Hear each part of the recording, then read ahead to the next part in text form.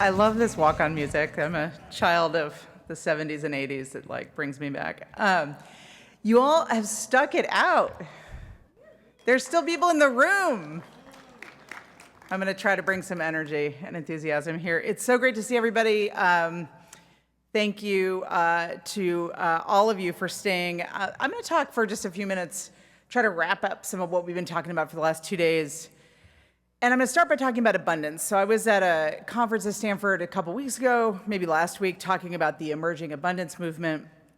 And everyone's talking about abundance right now, right? I mean, I feel like it's everyone's talking point. I'll summarize the movement as move fast and build things, right? It's like, how do we do as much as possible? How do we build, as one of the people up the stage said, stuff? She didn't say stuff, but how do we build stuff in California? And I think it's a really important thing to start with here. My take on the abundance movement in general, learning from my brief and embarrassing foray into improv in high school, is yes, abundance, but yes, and, right? Yes, and. Why yes? Fundamentally, we can't have prosperity in California. We can't have abundance across California's economy without more clean, reliable power at scale. We've seen that over and over in this conference. There is no transition without transmission, as Assembly Member Burr said on the first day.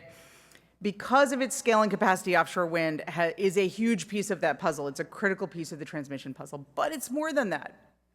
Energy transition fundamentally is economic transformation. It will require us to build massive amounts of infrastructure, industries across every region, across every sector of the economy. That's not just true in California, that's true globally. Clean energy goals are only getting stronger in most of the world. Energy transition is only getting to be more of an imperative, and that's true because of goal setting, something we excel at here in California, but it's also true because systems are becoming more vulnerable.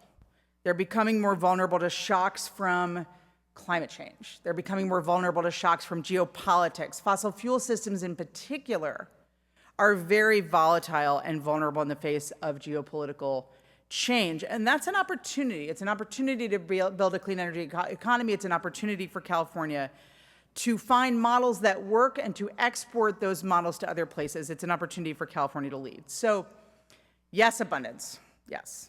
But why yes and? Because I don't think we can just move fast and build things. I think we have to ensure that we're building things in ways that actually work for Californians. You just heard some of this on the last panel, actually, from communities from across the world. It's true here, too. Projects have to be done in a way that incorporates the values of people and places from the outside set. Here's what we know. We know that projects are built faster when they start with community input. We know that they reduce litigation risk when they start with community input. We know that they're built better when they use skilled labor. We know the entire transition is more possible if projects are beneficial, if they're to a community because they build a bigger tent and they build more political will for the energy transition. Delivering on our goals requires that kind of engagement.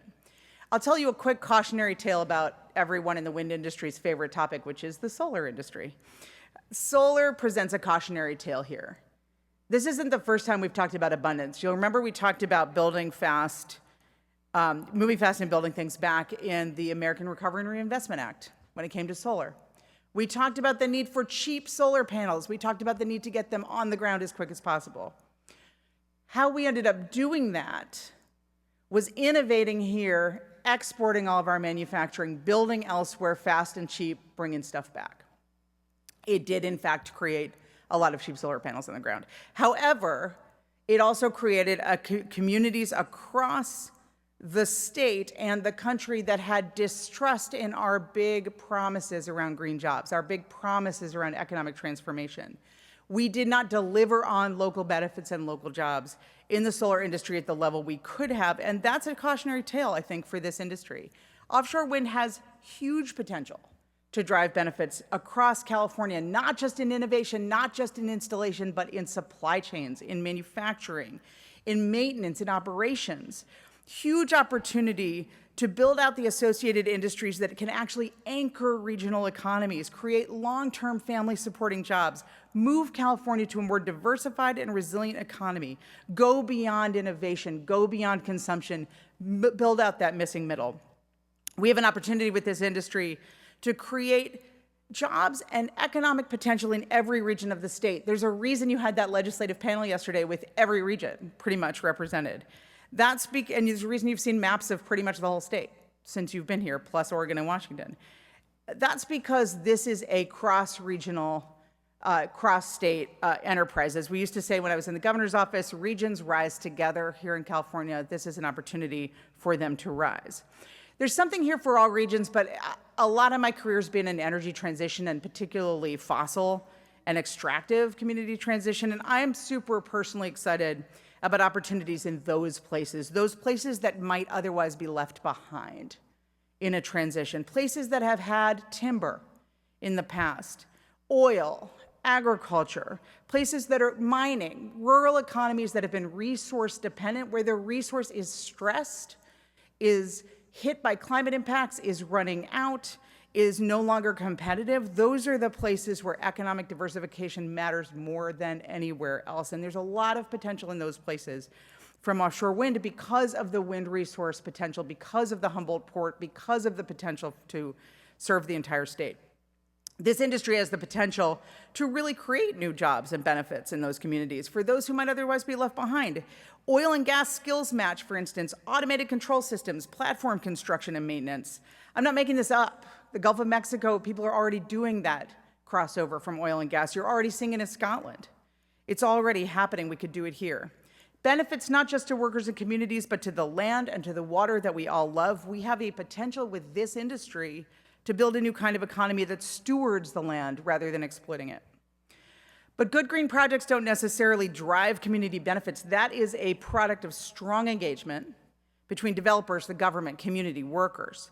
As you've heard, and I've experienced, we've all experienced, that engagement must be project specific. Not just jobs, but local jobs. Not just local jobs, but family supporting jobs with real pathways, training pathways. Not just more clean energy across the grid, but maybe offtake agreements or local microgrid investments in the community where the projects are happening. There are models for this. The offshore wind industry has helped lead the way on community benefits models, but we can do better. We can keep doing better. This is the moment. This is the moment to do better.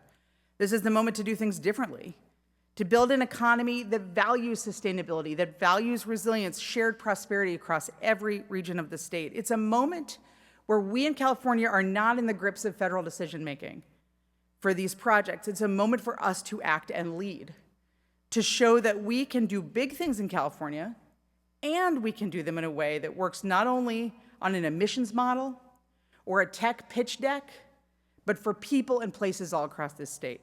People in this room, and that were in this room earlier, have the energy and expertise to make this happen. The state has the vision, and it has the authority to act. And the wind is just out there waiting to be harnessed for our future. So let's get it done. Thank you all so much for being here. Thank you.